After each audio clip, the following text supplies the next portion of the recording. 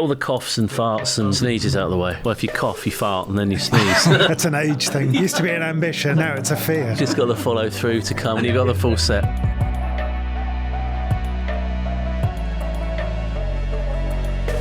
Well, welcome back to the EVO podcast, and you will see we're in a new environment in our office now. This is going to be dressed, so it's not going to be a lovely plain white wall forever with bits of blue tack on it. But yeah, we can kind of see each other a bit more. Episode 13 of the podcast, so make it a good one and lucky one. Start with what we've been up to, and I'll start with you, Dickie, because you've been herring around in hot hatches as our sort of hot hatch fanboy. We did a really good, ultimate all-wheel drive hot hatch test, or 3 different takes on the ultimate all-wheel drive hot hatch. So new gen Yaris, or GR Yaris, A45S, AMG Merc, and RS3 Audi. So yeah, very different characters, but a lot of fun. And was that the manual Yaris or auto? No, it's the auto. First time we've driven that, isn't it? Yeah, I was quite lukewarm to start with, but actually over the course of the test, enjoyed it a lot more. Actually, I think I'd still, on balance, would still prefer a manual, but it suits the car more than I thought. Yeah, that's my phone. Anyway, where was I? Was that important phone call? Automatic Yaris. It sort of seems like it should be quite wrong, but does it work? Does it? Yeah, I think so. I think depending on how you drive it, sometimes it's a bit hesitant or it's not quite sure which gear is absolutely the right one. But no, on balance, I think it changes the character of the car quite a lot. And I think you drive it in a different way because obviously you're not busy with a gear stick, so you can drive it deeper into the corners and more on the brakes. Yeah. So I think if you're considering a GR Yaris, it's definitely worth trying. I guess it fits the rally vibe, doesn't it? Yeah, it's not quite aggressive enough because the shifts aren't really punchy. Right, they're quite slightly soft. It is a proper auto. It's not DSG. No, it's not a double clutch.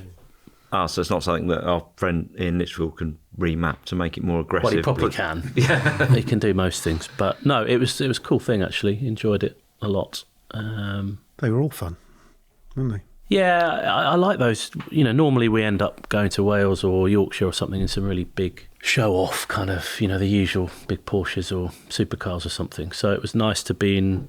I know they're still... Well, they're big and expensive now, aren't they? That's impressive cars and quite a lot of money, but they're more modest in how they look and what they do, and they operate in a different way. So it was great to drive on those roads. And was it road and track? It was track as well, yes. It? Yes. Yeah, so we spent a day up in the mountains, sort of Snowdonia area, and then we drove across to Anglesey for a day to really try and explore the different all-wheel drive systems and see how they work and how they react and whether you can kind of unlock a different car within them with the modes, because 2 of them have got a drift mode, so the Merc and the Audi have got different kinds of drift mode. The Yaris doesn't. It's quite telling on track actually, quite how useful they are. Well, that's the thing with the drift modes, isn't it? What's the great that you can do it. We were on the RS3 international launch when they brought out the torque splitter rear diff, wasn't it? It was a massive car park. Yeah. And just drive around until the tyres delaminate. Great with the space, but I wouldn't want to try it on the road. Yeah. Do you find that it is just, if you've got the space and the opportunity, you can't do it on a track day though, can you? So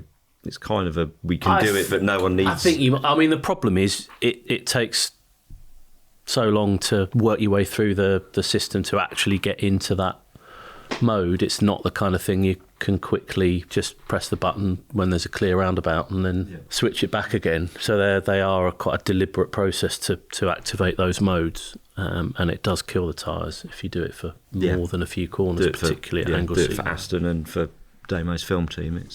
I think they do. You do still feel it in the car because of the sort of inherent nature of the hardware that they've got to enable them to do that. It does give the car a slightly different balance generally. Did the track element change your mind on the cars enough to think actually I'd have X over Y? No, but I was a bit cold on the AMG because it is quite a aloof car. It's very quick and very capable, but it's not very characterful. But on the track it feels like not like a different car, but it suddenly comes alive, and all the things that you sense are there, but not right at the forefront on the road. I drove one around Bedford last year or the year before, and really enjoyed it at Bedford. It felt really It just feels precise and grippy and feels a little bit smaller, and you use because the engine is most exciting right at the top end. It doesn't feel particularly impressive low down. So obviously you're at high revs most of the time on track, and you're more committed, so you're not I'm doing air steering wheel here. It doesn't have much feel around just either side of centre, and on the road that's where you're kind of feeling for what the car's doing, how much grip you're using or how much it's got left.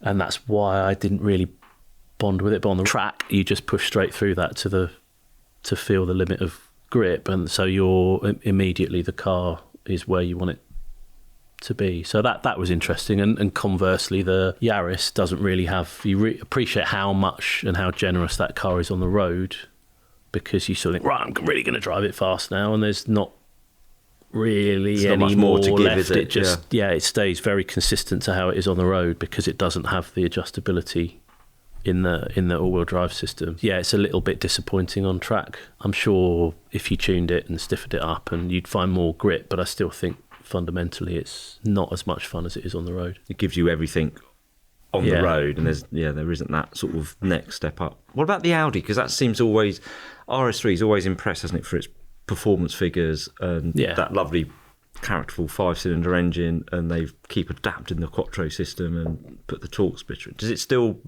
Does it bring it up to a level where it's something that should be considered as a leader in that field? Does it feel a bit left behind? I think it's a more desirable car than the Mercedes, because that engine is it's just such a great engine. It's like being in a baby Huracan or something. It's got that same event, and it's 5-cylinder, isn't it? Yeah. The Merc always just sounds a bit flat, a bit dull. Yeah, and it's a bit contrived. I think the Merc makes a noise, but it's not a natural kind of organic sound. The Audi's really muscular, like mid-range. It feels impressive, and then it just gets more impressive the more revs you use. The car, chassis-wise, is quite interesting, because it's kind of a bit rough and tumble, so you kind of drive it a little bit like a front-wheel drive car and a little bit like a rear-wheel drive car. So it's like a front-wheel drive car with loads of traction, but it feels a little bit kind of nervous and pulls around. So then if you feel the car start to slide in a corner, your front-wheel drive brain thinks, I need to keep my foot in, but that particular car, because it will shuffle things to the back, you actually need to balance the throttle like you're in a rear-wheel drive car. So it's quite a challenge, but I think that's, for me anyway, I found that quite fun, because you're just getting to know the car that bit better. With my Evo head on, I think on the roads around there, the Yaris was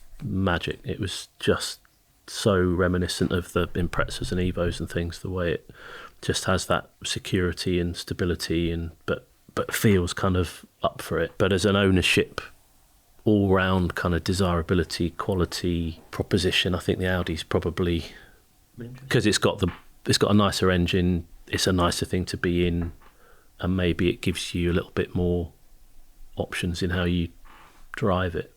And I think I don't know. I understand why people like the Mercedes, because technologically it's very, they've thrown the kitchen sink at it, and it is impressive in certain circumstances, but it's just a bit too. Inside it's too try hard and all shiny and stripes, and it's just a bit kind of show off. Fire on the screen, isn't there? Yeah, it's just weird. I think that one is not as good as previous ones we've driven. I'm sure it had a controller in the middle before, and now it's all on the touch. It's all on the screen, isn't it? Yeah, that was part of the update. Although it's got the rotaries on the steering wheel, but they're quite awkward. They're so hit and miss, aren't they? I think the frustration for me with the Audi would be that you don't really ever go on the road. You'd never go where the car can go in terms of the oversteer. The Merc does it a little bit if you're trying hard. That's its natural situation, natural balance.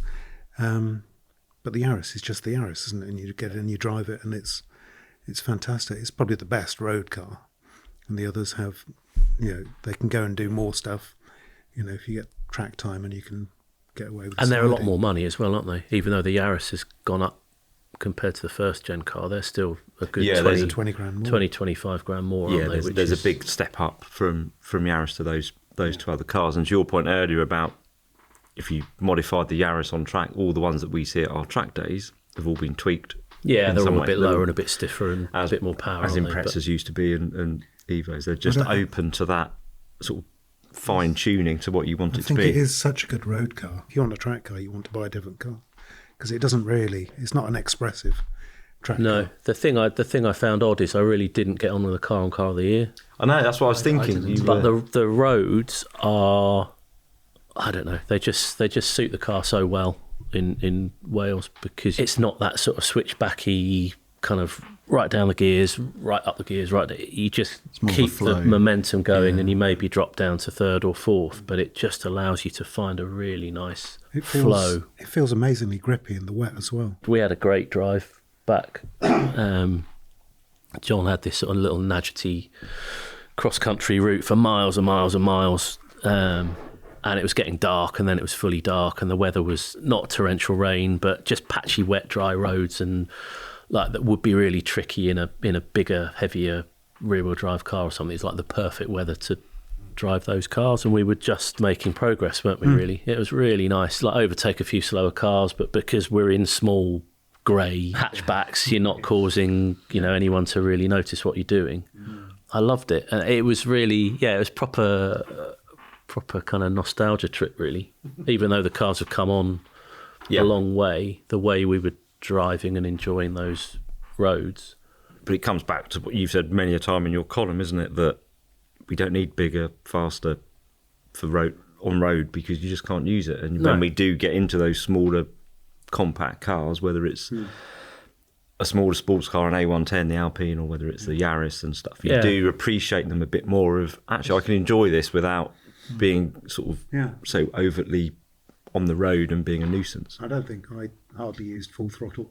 Well, that I was going to say that you even get the law of diminishing returns with the cars we had, because what's the Yaris 300? It's not even 300 horsepower, is it? So it's 104, nearly 140 horsepower down, isn't it, on the Mercedes? But you don't notice it on the road. You don't sit there going, "Oh, I wish I had more." I never had to ring the Yaris out, but we've said this before, haven't we? If you had a kind of measure of how much performance you used, how much of the time throughout the fun bits of the drive, I was getting much more value for money out of the Yaris than John was out of the Toyota, out of the Mercedes, and we were both going at the same speeds. So no, it was a nice reset. Actually, I think those tests it's easy to get seduced by the big ticket supercar stuff, but I think there's still something really special about those. Yeah, well, I look forward to seeing the video. And who's writing it? Oh, Yusuf's doing the road stuff. I'm writing the track stuff. Looking forward to that being a forthcoming issue. And keeping it real, James has been on holiday again. Again. To go racing. Busman's holiday. Yeah, Busman's holiday. You've been racing some shit boxes in America. I think one for a better word, isn't it? That's pretty much the best way to describe it. Yeah, I've gone to do an event called the 24 Hours of Lemons, it's called. So Lemons as opposed to Le Mans. It's been going for a couple of decades now, and it's one of the cheapest forms of racing you can do in the USA. So the idea is everybody buys relatively cheap cars. The safety standards are the same as any normal racing, so you have to fit a really good roll cage, fire extinguisher system, all that stuff. But you're not meant to spend more than a few $100s on making it go fast. It was great. I was racing a Mark III Toyota MR2 with a team called Frankenstein Motorworks, who is their main guy. Mark is a really talented engineer, and he designs upgrade kits for MR2s of all generations. And part of how he endurance tests his components is he goes and does these lemon races. So it was a 14-hour race. This one wasn't a 24 hours, so just 14. But it's split over 2 days, Saturday and Sunday, so you at least get a bit of a break in the middle. And there were 5 of us racing the car. It's kind of madness, really. There's more than 100 cars entered, all shapes and sizes. There was a pickup truck in it or something. There were a couple of pickup trucks. There was a Jeep of some sort. There were... How many were actual entries and how many were locals who had just lost? got lost, yeah. Well, a couple of cars didn't make it to the end of the parade laps at the start, because part of the challenge is keeping them going. Was Lance Stroll in that one? I didn't spot him, but it's possible. We were racing at a track called Barber Motorsports Park, which is in Alabama.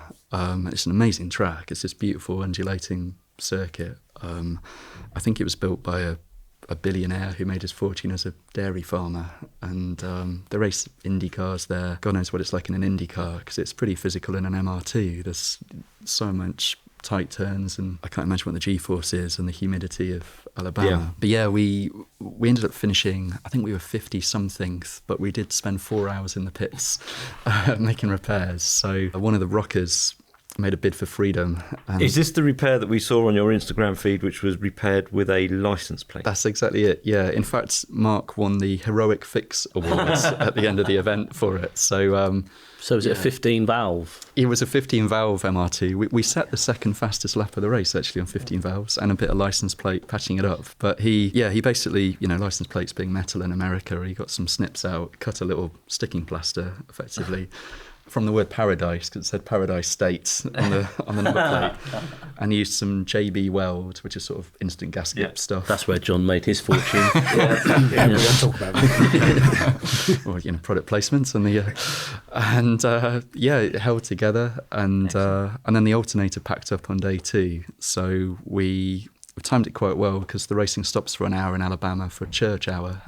So we drove to a local kind of auto parts shop, got a reconditioned alternator for our Toyota Camry, which fitted this engine. And by the time we got back, Mark had cut a access hole in the firewall, because normally it's an engine out job. Did some keyhole surgery to take the old alternator out. That's fun though, isn't it? It's great. And that's really the whole fun. ethos of the event, was not just the racing, but the sort of weird surgery you do to keep these things going. So which team won this endurance battle of 14 hours? I actually completely lost track. There was a team that deserved to win. There were a team with an E46 3 Series who really dominated the race. They were leading. That sounds a bit modern for... Yeah. What was it though, 330 or something? Or? I think it's something like that. Yeah, it wasn't an M3, but they kind of have a rule of thumb in scrutineering, because there's normal safety checks or tech inspections, they call it in the States, and then there's a bullshit test as well. Well, you're a journalist, so you passed that with flying colours, surely. If only had a PR man with you, you would have really cleaned up. So if they deem that you've spent too much money on the car, or the car is too good, then you get given penalty laps, basically. So do you have to make it look bad? You can either make it look bad, or if they kind of sometimes waive it. So if the car's in the spirit of the event, or it's clear it's not going to win. So for instance, our MR2 was really, really quick. It set really fast lap times, but because the fuel tank's much smaller than the other cars, we had to make so many more pit stops. Yeah. Realistically, we were never going to win. So they kind of use a bit of a rule of thumb. But yeah, there was all sorts out there. There was a Ford Edsel body on a Ford Crown Vic, which was actually quite quick. And there was all sorts, a few Porsches, 924s and 944s. And were you saying that somebody got penalised? Yeah, so there was handicapped. There was a Nissan 350 Z, I think, turned up, which was a lovely car, and I think because it was deemed to be a bit too lovely, I think they were given 350 penalty laps. 350 Z, 350 laps. Yeah. So it's kind of self-policed, I guess. Yeah. But it was great, interesting experience. Yeah, sounds it. Isn't there something similar in Europe or UK? There might be. Have I made that up? Or is it a road? No, it's a road rally, isn't it? I think. Okay. Yeah, I don't think there's any racing. I think it's all a bit too serious over here, isn't it? Yes. There was the Birkin 6 hour. Yeah, that has all sorts of shapes and sizes. We've competed in. That's more of a relay race, isn't it? It's a 3 or 4 car relay race. And the Race of Remembrance in Anglesey every year has all sorts of shapes and sizes. That's but again, it's a little bit more capped at 2 litres, isn't it? I think. Yeah. And but they're all proper race cars, aren't they? Yeah, it's a bit more sort of high end. But it's quite an odd mix of cars in that. No pickups. No pickups, not yet. They did have a Honda CR-V one year, didn't they? You're going to now look for a Ford P100 and enter it into this year's race. Oh, it's 500 engine swap. I'm not sure that's in the spirit, is it? I always thought that would be a good championship to have vans racing. Well, there was a P100. There was a P100 one make series. But that was a pickup, wasn't it? Yeah. I think with a van, think of all the space for sponsors. VW Cup used to have caddies, wasn't it? Diesel caddy, I think. Beetles and all kinds of things. Well, you kind of segued into what John's been up to this month with your 350Z. Oh, of course. Yeah, that was for an Icons piece. And it's been a while since I've driven one. In fact, the last one I drove was the one that Dick and I drove in the 24-hour race. Because at the end of our... That was our long-term test car, wasn't it? It was. Great. Yeah, and it was completely standard, apart from the safety kit, so not unlike the. I can't believe they did that. No. Was that the Dunlop Sport Max series? Yep, it was a sort of But Brick Car, wasn't it? Brick Car 24 hour. We did Brick Car 24, but the car was built car for did that, yeah. for the Dunlop Championship. But yeah, it was just a cage extinguisher, had all the interior trim taken out. Did it have different dampers? Or was it standard dampers? I think it was different dampers because we ran it on slicks on the 24 hour, didn't we? Jethro they hadn't arrived for his first race, and I was digging. Was that his excuse? Is that his rate down? No, well, it was until he won it, because he did win. I think it was a 2-header, and he won both races. Yeah. But we didn't get involved. We put the novices in. That's Peter, Tom, and Ev drove it as well, didn't they? Well, they drove it after we'd done the 24 hours, which surprised me, because at the end of the 24 hours, I think you did the last stint. Yeah, it was absolutely buggered by the end. It had about 3 gears, I think. Yeah, and it came into Parc Fermé, but you did a demon overtakes on the last lap. Well, we had that Morgan. There was a Morgan in the same class, wasn't there? Yeah. Which we were sort of neck and neck. What gear had it lost? 3rd gear? I don't know. I can remember I had to sort of shift around the dodgy gears. Lost 5th.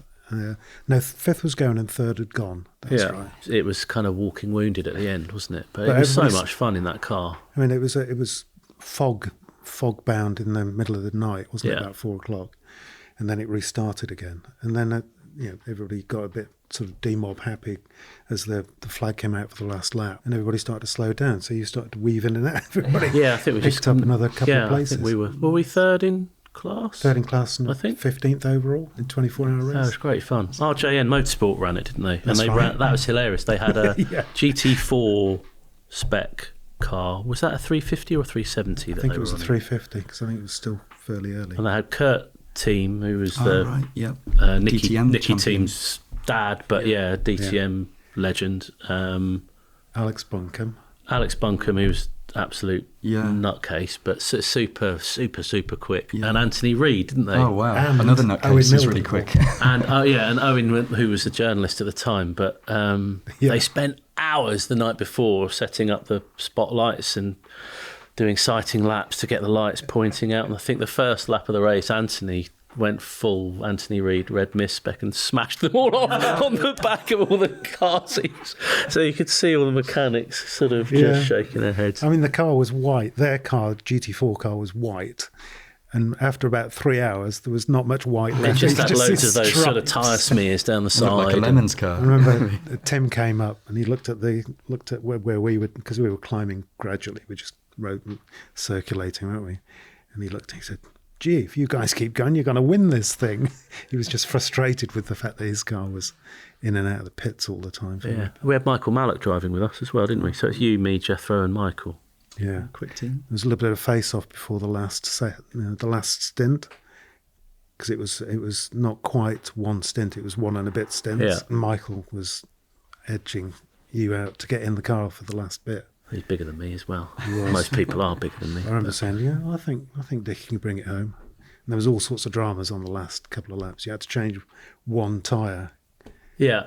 in the last pit stop. It was great fun, that. It was a good race. I think racing road-based cars is always good because you're in a long race, because you have to try and look after them, Yeah. because you'll just kill them in no time otherwise. But yeah. So what was the road car like? The road car- Did that go back to Nissan with all its gears in the right place? Yeah, all gears, all tyres and everything. It was came off their heritage fleet, and it was only about 4,500 miles on the clock. Oh. So it's standard first generation car, and it was absolutely lovely. It was a real breath of fresh air. There's one button for stability control, which you just press and everything turns off. There was no screen in the middle. There was no lane keep assist. Those hooded, those deep sort of 240Z Yeah. type instrument binnacle as well. Move with the wheel, don't you? Yeah. So you just Yeah. the steering column. wheel. Yeah, like a 928. And it had 280 horsepower and it 6-speed manual. And I seem to remember they were quite just a bit rough-edged, but it wasn't. It was really good. And the handling for a rear-drive car, it was so sweet. It was on newer tyres, the original Bridgestones. I don't think you can get any more. So it's on Bridgestone Potenza Sports, which are really good tyre. But yeah, on cold, wet roads this time of year, it's such a lovely thing to drive. Every drive's a proper adventure and really, really rewarding. So They look great as well, don't they? We were saying they look that era, just like an early TT. They have that very clean, very true to the original concept kind of shape, and just really modest detailing that carries through the whole. Those wheels were really pretty, weren't they? With the little square kind of dimples down the spokes. That was like the theme, wasn't it, in the car? There was all these little square dots all over the place. The lead designer was from Leicester, wasn't it? AJ Ponchal. I met him because they did the launch in San Diego. Right. So we went over there for that, and it was quite a thing. It was a moment when they did that car, because they hadn't really, I mean, obviously GTR, but they weren't really known for doing their sports cars, were they? But that, for a while, that car was, you saw them everywhere, didn't they? A bit like TVRs. Sort of give people an affordable rear-wheel drive sports car, and they'll it wasn't going to come here at first, and then they decided it was. So it got 2 bites at Car of the Year. The first time was, do you remember Stephen Phillips at Warrender? Yes. He flew a car in, I think, from Japan. Oh, crikey, he did, didn't he? Yeah, for our Car of the Year. And then the next year we had the UK car, which is on different suspension. They gave it to the technical centre in Cranfield. Yeah. And they redeveloped it for sort of European rigours of Europe. And it was really, to get back into it all these years later, was a really pretty desirable things, aren't they, now? Because they're not much money if you find a good one. And they look even better than they did when they were new. Well, just talking on the design, isn't it? It was an era where cars were designed in sort of as a single form. It wasn't designed, and then when do we add the splitter, the seals and everything? It was all just cohesive, wasn't it? All as one, like the original TT, that 350. You never looked at it. It didn't change, did it, actually, throughout its life? And then the 370 got a bit more broader, muscly, shorter and but wider. Yeah, just sort of didn't look quite so elegant, I don't think. But you never looked at a 350 and thought, oh, it needs a wing or a splitter or anything. It just looked. I think if you look in the ads, obviously, so I did after thinking, gosh, these aren't much money. I was like, Some people obviously thought that it was almost too clean, too plain. So there's a lot with stripes. There's a lot of modified ones out there, aren't there? Different wheels. But the amount of attention it got as a standard car in silver was amazing. And had that orange. It's got that orange sort of burnt orange interior. Yeah, isn't the it? trim is. Yeah, that's a bit. It's of its time. Of its time. But it's the one to have, isn't it? The rear-wheel drive manual sports car. Funnily enough, everyone wanted one. And the race, I drove a race, so GT4, 370Z GT4, and it's one of the best sounding cars I've ever driven. If you look up 370Z race cars on YouTube, because they sound amazing. And they're much revvier, because they always felt a bit slightly leaden, didn't they? They was not quite as crisp as you'd like. But I don't know, the race car engines are just amazing, like a proper old historic racer. It's not an easy car and not an easy engine to get a really nice note from. So they did a good job there.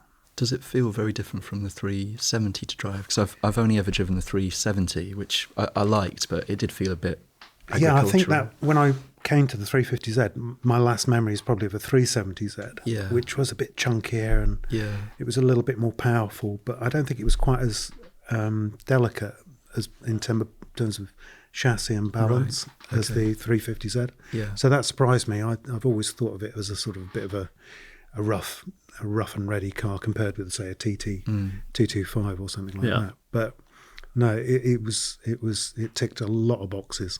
Was a 370 nerd alert? Was a 370 the first car to have the rev matching? The rev matching. I think it might have been. Yeah, I think so.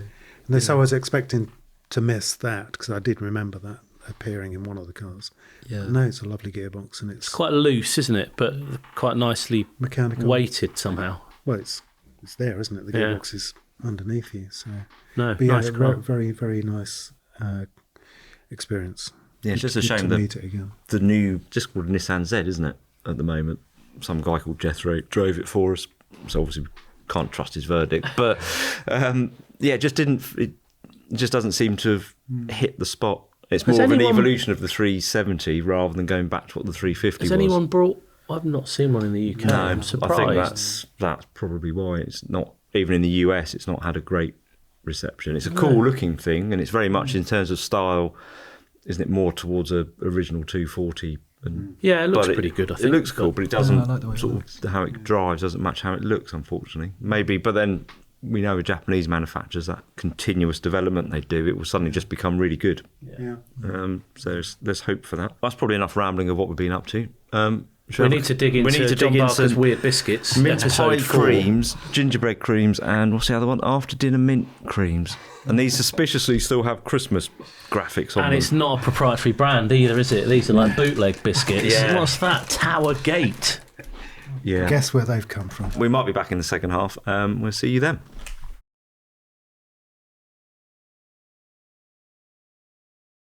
How's your cold coffee? It's cold. Yeah. Thought it would be. Welcome back, everyone, to part 2 of episode 13, the Evo podcast. We are unanimous that after dinner mint cream biscuits are not a good choice. Gingerbread creams, though, however, are. And the mince pie creams, just a... Don't know what's going on there. No. They don't taste like they smell, let's put it that way. Oh, dear. Hopefully that's the end of the festive biscuits. Sorry, it's not. Oh, God. Right, let's move swiftly on to something that we do know what we're talking about vaguely. We've finally driven the new 911 GT3, or rather, you have, James. Yes. Yeah. Touring and wing spec. What do we call the one with the wing? Because the one with the wing, the normal one. The one with the wing. Can the GT3 be classed as normal? What was it? What was it like? Give us a lowdown on it. Yeah. So I mean, it was a really interesting launch because almost half the presentation they gave us about the car was about just how difficult it's been for them to keep making it in the form we know it and the way customers like it. So they actually showed us a bit of intel from their own customer surveys of what their own buyers want from the new car. And overwhelmingly, they want all the same things we do. They want a high-revving, naturally aspirated engine. They want it to be rear-wheel drive, not four-wheel drive. They're willing to sacrifice a bit of comfort, you know, in terms of noise and so on, in terms of outright performance, and they're not massively keen on it being hybridized or becoming fully electric. But the kind of regulatory framework they now need to make the car within, it's being sold in China, which has 50% tougher particulate regs than the last time they brought the GT3 out. Wow. The USA is now 40% tougher, so it's had to get heavier, it's had to... And they have to build it to the toughest standard. They don't have different specs for different countries anymore. That's right. Yeah, it's a global car, so it has 4 cats in the exhaust now, things like that. But despite all that, they've managed to make it weigh the same as the last one by putting it on an extreme diet in terms of everything else. So is that like for like, though? Is that lightest spec Gen 2 against a normal spec? This is if you tick some fairly expensive boxes for lightweight options. So that the winged car you can have with the Visac pack, with all the carbon fibre bits and so on, and the touring you can have with the lightweight pack or Lichtbau pack. My German pronunciation is not great. The top speed's dipped a little bit because it has a little bit less torque than before to meet the new regs. Yeah. So they've given it 8% shorter gearing in the manual car and the PDK car. So that's ST gearing? So the manual gearbox is basically the same as the one in the ST. Yep.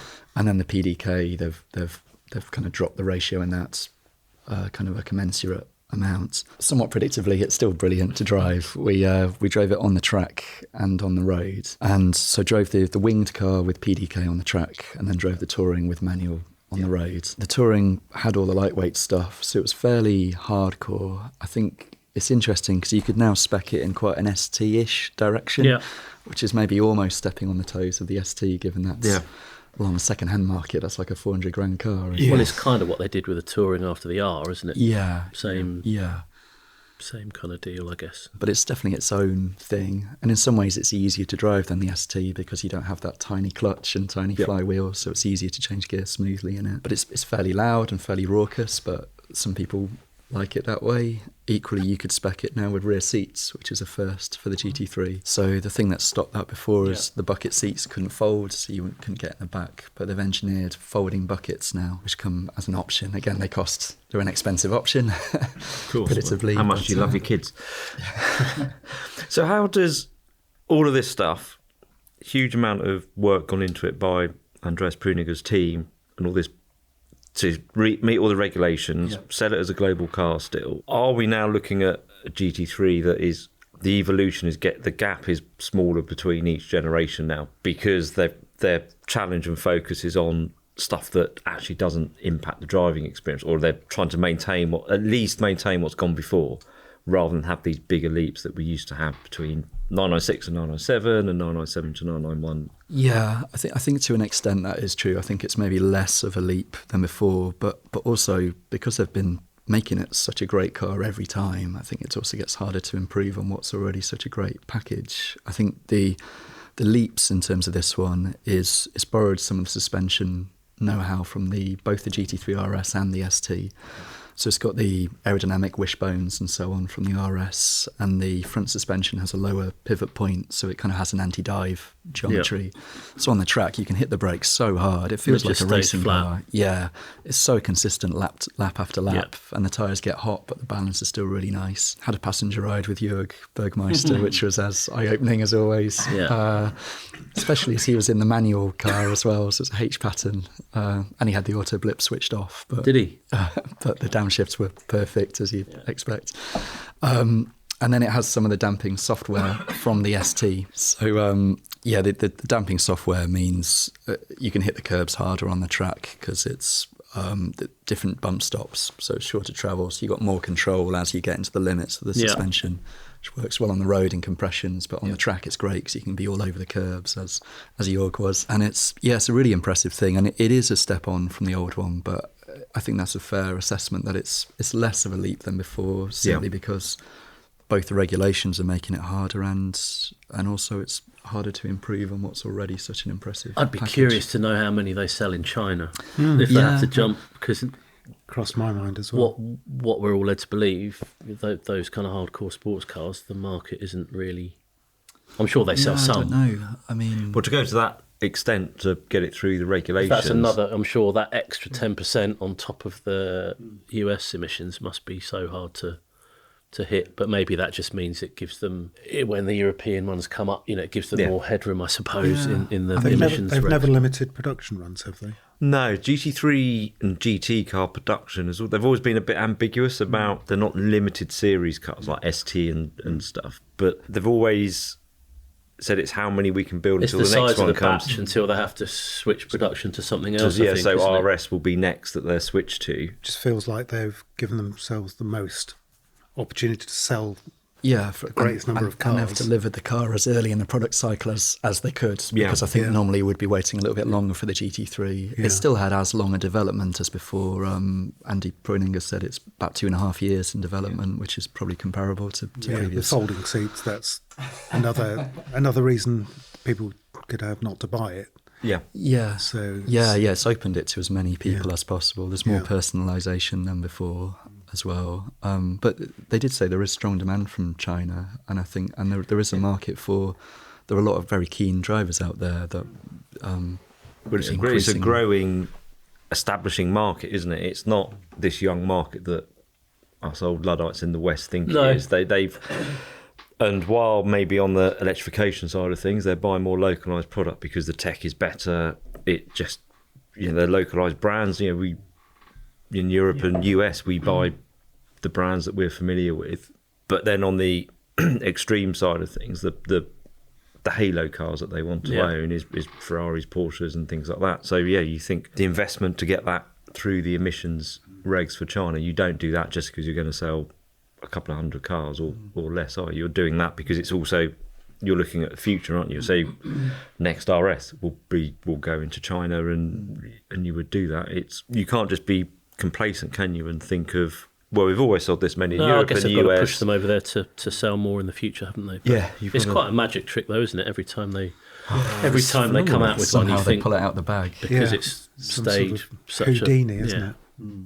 Is it close to? Is there any elements? It's got some RS bits on it. Does it feel like an RS? No, I think it still feels like a GT3. It still feels like a GT3 as opposed to a GT3 RS. I mean, it is more stable than ever on the track and on the road. I suppose if there was a criticism, maybe the limits are now so high that you maybe, but just like an Audi RS3 really. But the sense of precision is so high. I think you enjoy driving it even if you're not at the limit of grip because it's such a precise That's always thing. The thing with those cars, isn't it? Yeah, it's an experience at any speed. Yeah, definitely. Satisfying. And all the facets that we love about the GT3 are still there in this car. I mean, the big thing about that car as well, isn't it, is the engine.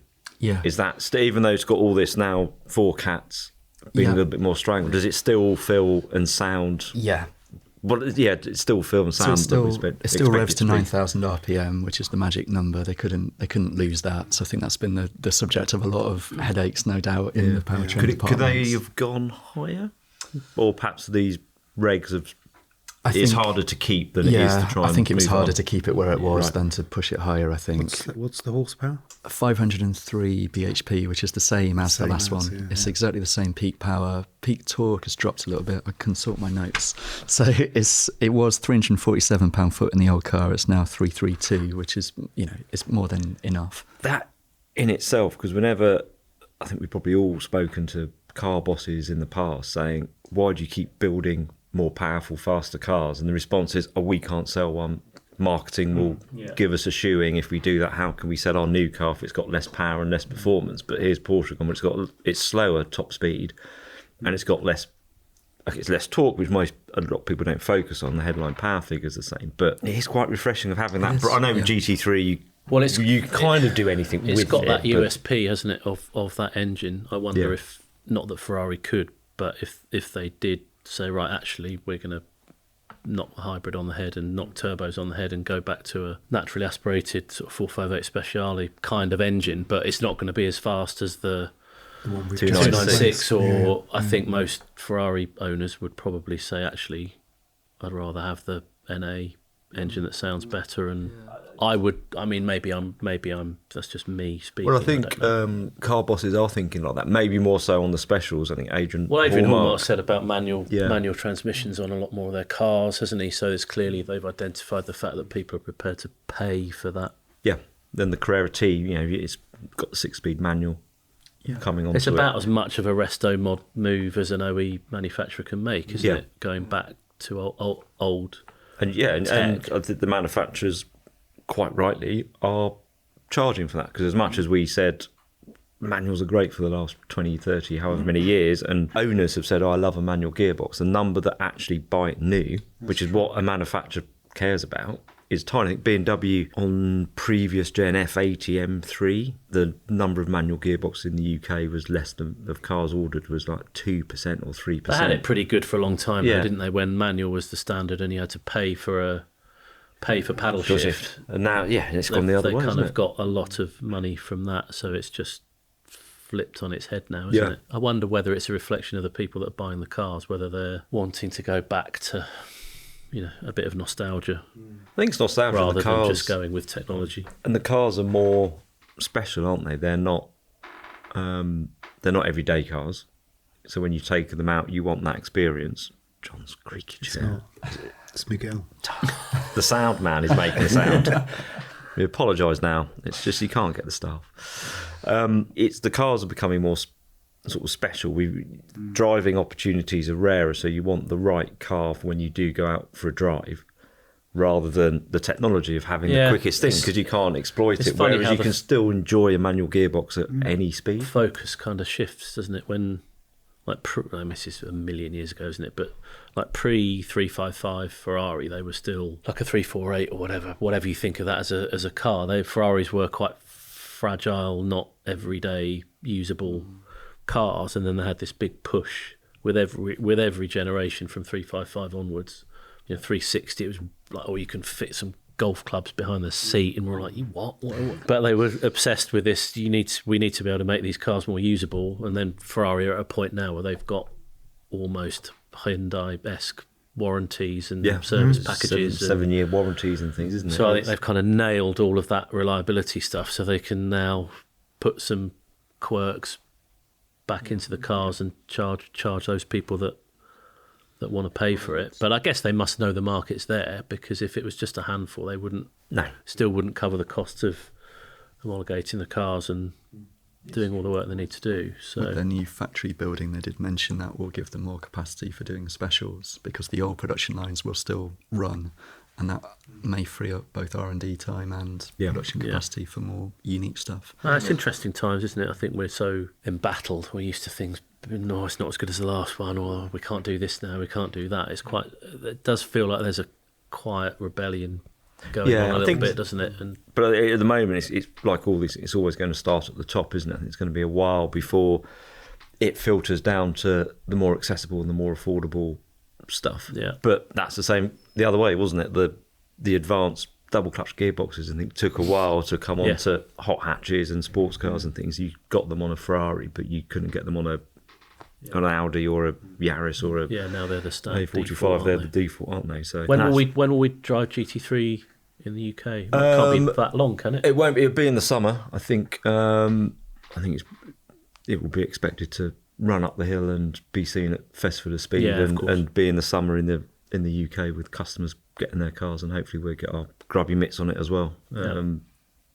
But it's interesting. I'm just sort of that whole mindset of being prepared to not sell it on it's got more performance and more power, because to your point, you can't use it, but what you can use, you feel the quality of the car and what the essence of what the car's about. Yeah, if the experience is still there, Yeah. as good. Yeah. I'm sure, other manufacturers look to Porsche for lots of things, don't they? So I'm sure they'll be watching that. But hopefully it'll put the brakes on everything has to be more power, more torque, more speed, more better lap times, all the things that you generally don't need or can't. Don't need any more. I think we did for a while, for quite a while, everything got much better from the 80s to the noughties because of that approach, but we've sort of gone overshot. I think we lose more than we gain now, so maybe it's time to try and claw some of that back, hopefully. Well, talking of high revving naturally aspirated engines, you went to see some very talented people over not far from here, over at Cosworth, didn't you? Yeah, just in Northampton. We were invited along, and people probably know that Cosworth did the V12 and the Valkyrie, and have now delivered. I think they've delivered all the V12s for Gordon Murray's projects as well, and that is very interesting. What you were saying about the high revs, because the thing about the Valkyrie engine was, it was put out to tender by Aston Martin to a few engineering companies, and everybody apart from Cosworth said, you can't make this emissions compliant. And they said, look at the numbers again, and it was taken around by Chris Willoughby, I think is their commercial manager, who's a mine of information. He said, we got the numbers again, and we ran them again, and we said, we think it can be. Right. As you said, you either are compliant or you're not. So it's quite a big step for the company to say, yes, we can do it's not this. like, good effort, lads, we'll let you off this time. But So he said, the company all had to hold hands, but they got it through emissions tests. It's very interesting that they have sort of come back to what they're good at after years of trying other bits and being involved with engine management systems for various race championships. They've come back to making engines. Yeah.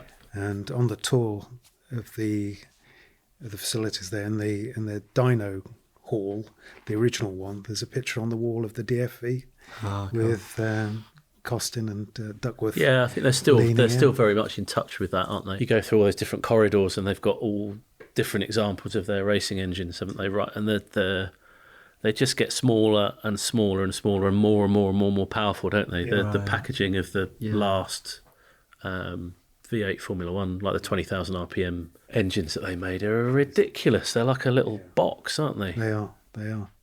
So we got to see all of those as well. But of course, the news this week that's just come out is the V16 in the new Bugatti.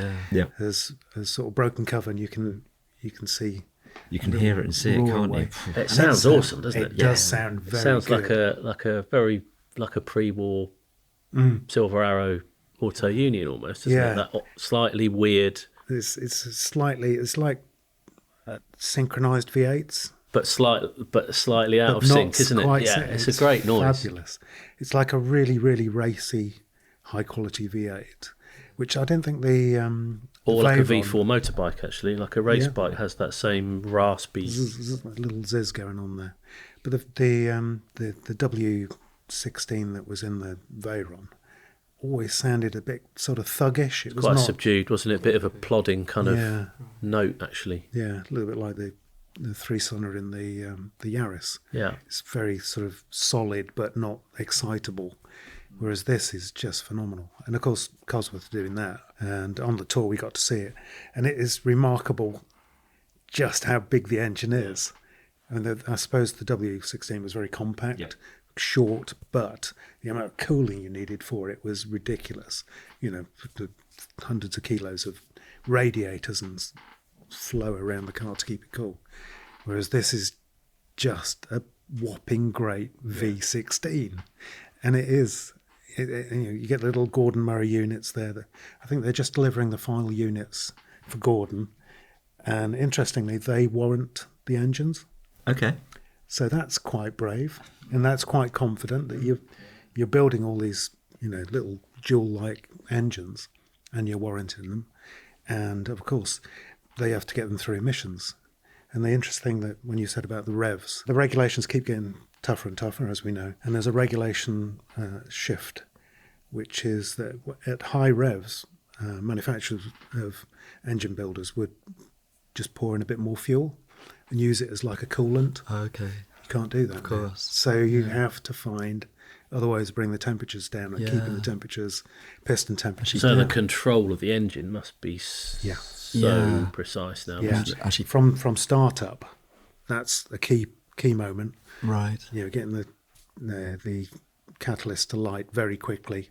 That's why a lot of cars don't have the flare of revs, isn't it? Because Right, they're so they're trying to claw Just settle back into idle as as soon much as as they they can. possibly can. So it's we can't do that anymore. And it's not this sort of, we used to get when you were standing in the pits and there was some Really stick nice sort race, of high idle but warm also up. they go boom, and they no, can't do that anymore because you're putting fuel in and it's not burning. So all of that is very precisely controlled, and that's the bit they're very good at. Controlling the ignition and the fuel very early on in the startup. Porsche mentioned a lot of cooling measures they've had to do, so I'm sure it's similar. because they have it's like a little spider that runs beneath the pistons. All their engines have it, and it's just spraying oil onto the underside of the pistons to keep them cool. Otherwise, they go jelly-like, and bad things happen. So a V16 that revs to 9,000. I mean, it's a great clip. Yeah, And that's what 1,000 it's is. worth seeking out. And that car will run just ICE, won't it, or hybrid? He was saying, or you can run it in whatever mode you. I think it's want 1,000 horsepower. isn't it? 1,000 horsepower, just the Just And then the it's engine. 1,700. and then 800 horsepower Yeah. with the electric. With the electric bit. And you kind of think, doesn't need the electric. But it's interesting that Matte's just said, well, I think his quote on the thing was, "You paid all this money for the car. The least we can do is let you run it in however you want to drive it, kind of thing." So it'd be interesting how many people that have them run it in the full-on 1800, or if they just want the pure ICE propulsion. So some people will be going to Litchfield to have the EV bit. Well, it does taken make you out. think it's almost like a pointless exercise, isn't it? The bit you're celebrating is 1,000 horsepower. It's like, how much more do you need? Yeah. And then the extra effort and extra weight and extra technology and packaging challenges and to fit. But I think all the that's EV also, side of it. that's also future-proofing. I know that's for what Rimac for, do. for isn't it? certain legislation. If you don't want customers with these cars being banned from driving them through cities and stuff. So Yeah, there is a case for that, isn't it? You can take your supercar. through Nice track only one, just with a Yes. wound up V16. Well, would be quite as nice. you said, isn't it? When you both drove the McLaren and the Ferrari Challenge cars, Yeah. 296 and Artura with the hybrid systems taken off, and it's still turbocharged, but how much different character the engines were. It's transformative. I mean, I know they're much more noisy inside and more aggressive, and the cockpit environment puts you in a different frame of mind. But it's definitely nice to have that feeling of you kind of experience the power and torque curves rather than just a big slab of It's going to be propulsion. it's going to be interesting at Le Mans, of course, because the Valkyries will be there, won't they? Yeah. Can't wait The for only that. V12s in the race. It's a Yeah. great shot window for Cosworth again. Yeah. Yeah. They were detuning it or retuning it, because obviously there's more restriction on the race engine. So it's like reverse engineering to make it compliant with the various regulations. But I guess they need to leave headroom in case they can turn the power up depending on the final balance. Yeah, of well, they're bringing it performance, I down from guess. the road car to make it more, probably like a WRC engines of a few years ago, which were really high torque, but capped at about 300 horsepower, weren't they? So, whether we will see the trickle down, whether a manufacturer, larger volume manufacturer, will employ the skills of Cosworth to get a naturally aspirated engine into a more affordable car. There's a great 8-cylinder engine in there, isn't there? Yeah, I mean, Porsche. Well, there's 2 great 8-cylinder engines in there, isn't there? I mean, Porsche are investing 800 million in its ICE and plug-in hybrid powertrains following and it's not only them, but obviously the slowdown in EV sales and what it's happening to revenues and stuff and profit margins, and it's customers want. I think we've said it before. You can't force a consumer to buy something they don't want, particularly when it's expensive. Fly on the wall in their board meeting. Yeah, and if you're a hypercar buyer, you say what you want. Yes, and that's what's well, made I think that's why Mission X has slowly sort of. There has to be, at Le Mans, or all the teams have someone that basically lobbies the FIA or ACO or constantly about BOP and this should be like this, and they're all kind of trying to find an advantage there. You can't help but think all the manufacturers that are struggling now will be doing that with EU government officials, or they have to, don't they? Surely, because they wouldn't be investing all that money only to build more cars that they get penalised for if they're not selling an EV. There's got to be a big. Well, it's a big about turn. Yeah, I think it's that bigger surely. picture, isn't it? Of you can force us down this route, but it means we sell less cars, which means we need less factory capacity, less employees, and China fills the gap. Yeah, or no one fills the gap, and the market becomes a used car market. We've banged this drum before, haven't we? But for Porsche, who's known for being absolutely on it, haven't they? For decades, they've just made the tough decisions when they needed to rationalise 996 and Boxster and make them cheaper to build, and then take a massive leap with Cayenne, to pay for it. Then they've just been riding a wave since then for them to now. Well, Porsche owns Bugatti, and they've just paid for a 16-cylinder one. If they can sort of half of that, put it in Mission X. Wow, be nice. Because that's you're talking such low volumes there. It's fantasy land, isn't it? But to have a naturally aspirated 8-cylinder. Don't know how Porsche would feel about outsourcing an engine though. It's not. I don't know. They've run enough Volkswagen Group V8 turbos and through gritted teeth, I'm sure. But if it is, that's where we're also at, isn't it? With what you need to do not to survive. They don't need to survive. They're still hugely profitable and they're not going anywhere at any time. But they made the decision now, haven't they? Rather than make it 18 months, 2 years down the line if they're really struggling with the EV. Yeah, but you can't say never to whether it's having another powertrain in there, and you just go to the specialist, don't you? If it means you can have something that there is a demand for, you'll go to the people who are specialists in that, because you are probably talking low volumes. The cost, if someone's already done the work, it's expedient, isn't it, and probably cost effective. If Cosworth know, I'm sure they learnt so much with a Valkyrie engine. That's why they could quickly come up with a smaller capacity, higher revving engine for GMA, and then a bigger one with a few more cylinders stuck on the end for. I know this is my high level engineering knowledge. That's easy. Coming to the fore here. How hard can it be? But that's how they develop engine. Don't they? They make a single cylinder. Well, they make proof of concept, and then they can scale. I thought they did, but they're running a sort of compressed version. So for the V16, they ran a 4-cylinder. For the V12, they ran a 3, because they're all grouped together anyway. So you can basically multiply, like TVR did when they made their V12 V15 out of 2. Hang on, lads, I think we messed up. We couldn't get the dyno to take it, could they? So they had to extrapolate. Yeah, I think it's moved on a bit since then. So when are we driving the Bugatti? Mate. Yeah, please. I've seen the engine run. I think that's later this year, early next year.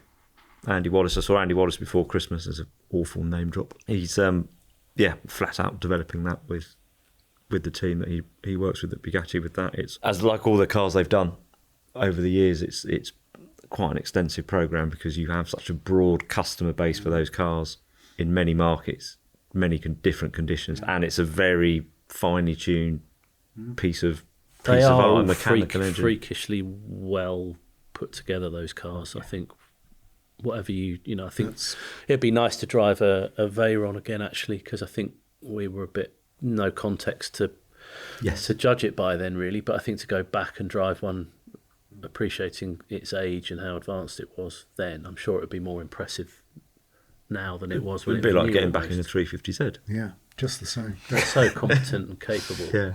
But I think those cars were overlooked by some, weren't they? As they're so expensive and so powerful. You're never going to see one. You're never going to drive one, which meant that a lot of its capability and everything that got into it was slightly overlooked for this other narrative, wasn't it? But when we did the test where Harry took the car from Le Mans back to Molsheim for them, and we met him with the Enzo with straight through pipes and Carrera GT. When you put it against those two cars, I remember the Bugatti guy was sitting in the Enzo. He was in the driver's seat, and he said, "Look, you can see your pedals through the steering wheel cowl." I said, "Yeah." I said, "But how much does your car weigh?" So, but it's different. It was built for a different customer.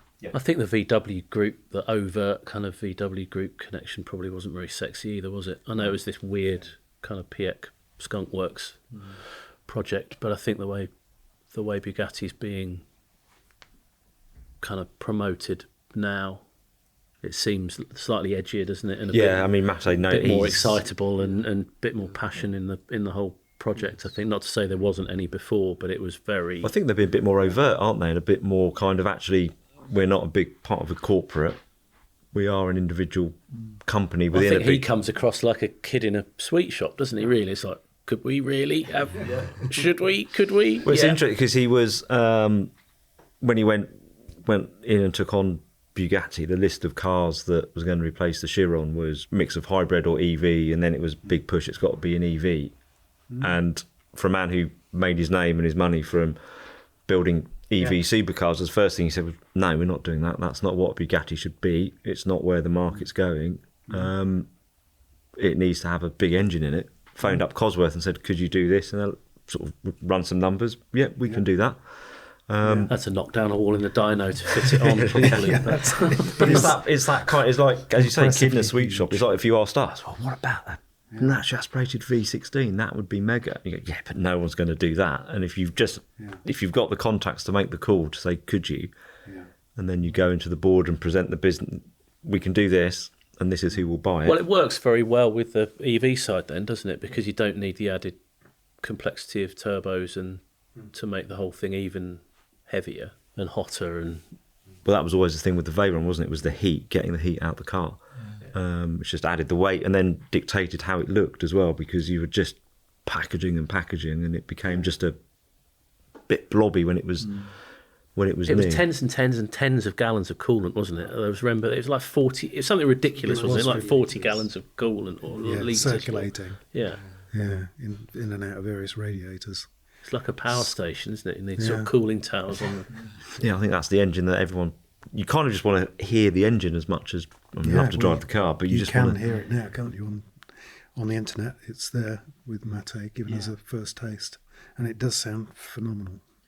It sounds revy as well, doesn't it? You revs kind of so expect quick, an engine doesn't that it? big That's the to thing, plod a bit, but The 6.5 litre Valkyrie engine goes to 9.5, doesn't it? no, It goes even higher, doesn't it? 11.2 was it? I can't remember. 8 litre V16 going to over 9. Yeah. That's like, You want to hear them both at Le Mans Racing. Absolutely. That'd be cool. That'd be cool. Bugatti's got a bit of history, hasn't it, with Le Mans? Well, exactly. Yeah. And I think that's a big. It could be in marketing for them. No, that's as far as my marketing skills go. Oh, go racing, it would be fine. Start with a big fortune, you end up with a small one. Absolutely. Excellent. I think we should wrap that one up here with a sort of a sound of a V16 rattling around our ears.